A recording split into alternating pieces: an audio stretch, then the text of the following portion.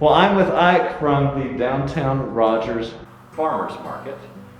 He's the manager here, and we're just going to kind of talk about some of the adjustments they made with this COVID season we've been living through. They've knocked it out of the park.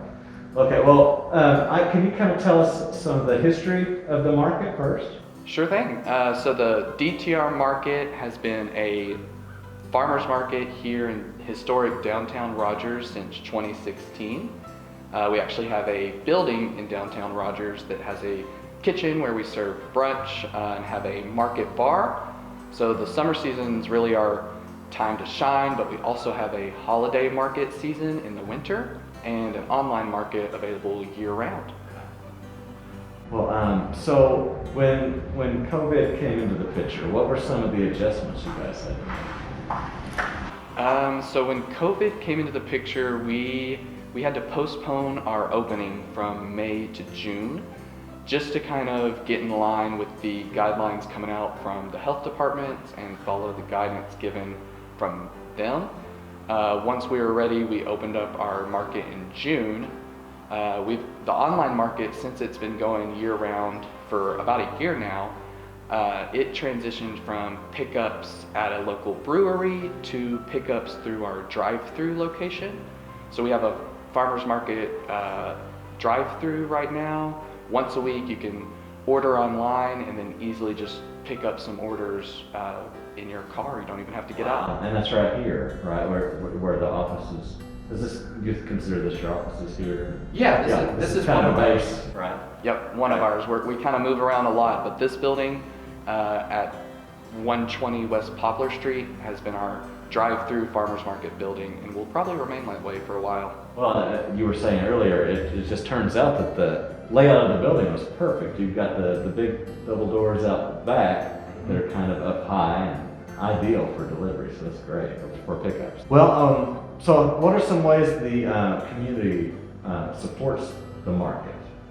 I know you've got local vendors and you've got your regulars, but as far as the community at large, how's that work out?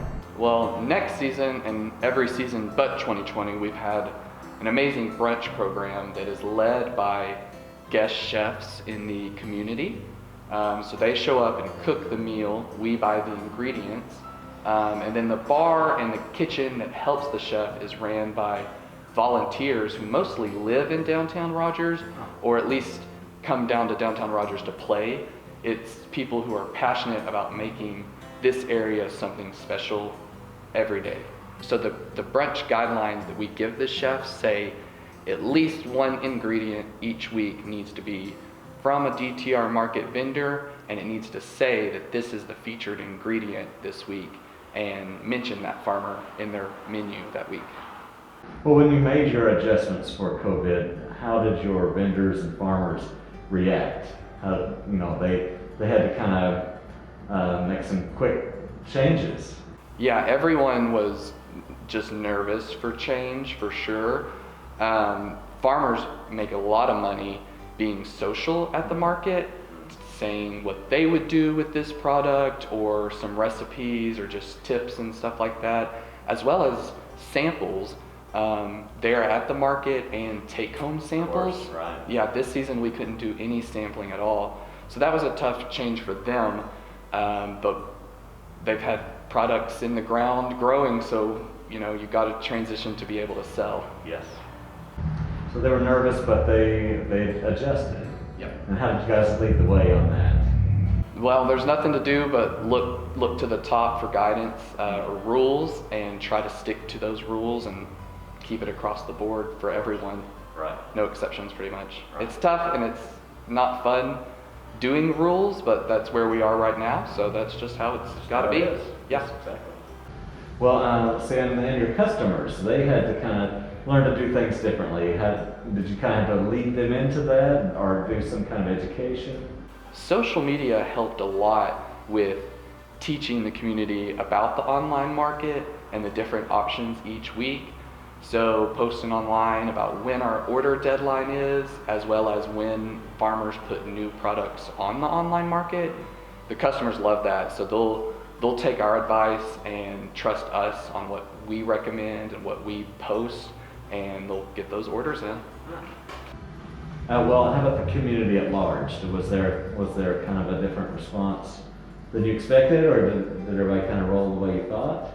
Everyone completely understood, so we made the statement to begin with that this year the farmers market was only a place to get local food, and the community completely understood. It just, we couldn't do what we normally do, which is a community gathering that everybody loves.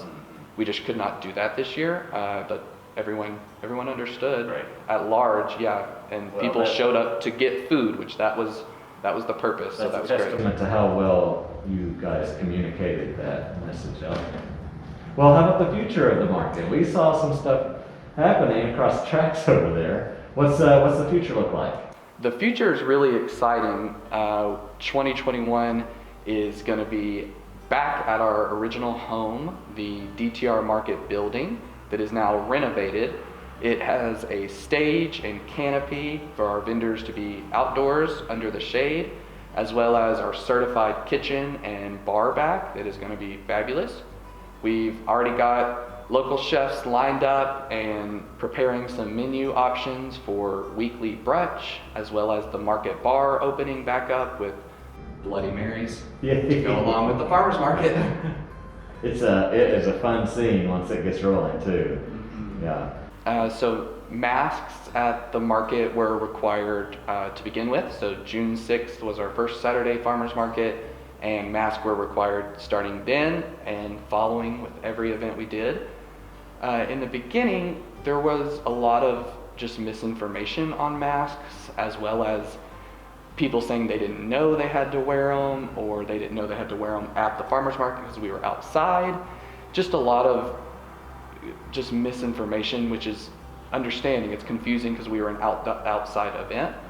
But once we told people that those were the rules, we had some disposable masks we were able to give people, and people accepted the free masks and followed the rules. However, we did have one instance where we had masked protesters come to the market. They did not come to buy anything. They just had printed material about anti-masks beliefs. Okay.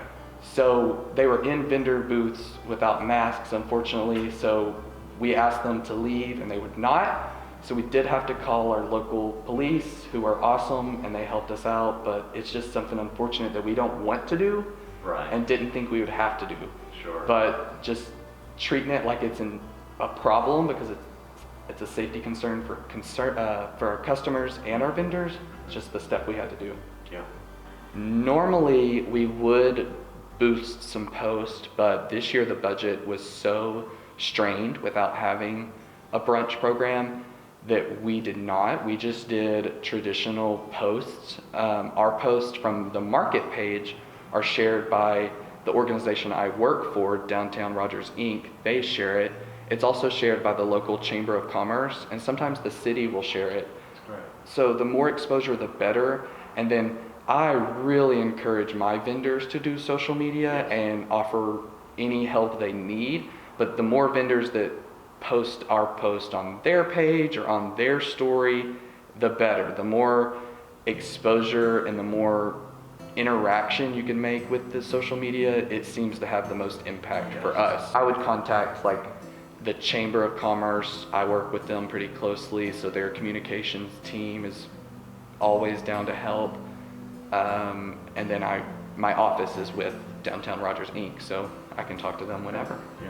Marketing in general is very time consuming, but it has helped us quite a bit, and the more the better. So even if you only get a few audience members with radio, go ahead and do the local radio. We do local paper, local news stations. We try to hit it all because each one's got their audience. With news, we'll go through the chamber again to do press releases as well as trade agreements for sponsoring the market, basically, where they'll give us a spot in the Northwest Arkansas Democrat Gazette for a certain amount of time in exchange as a sponsor. So they're listed on my social media pages as an event sponsor, as well as any printed material I would do.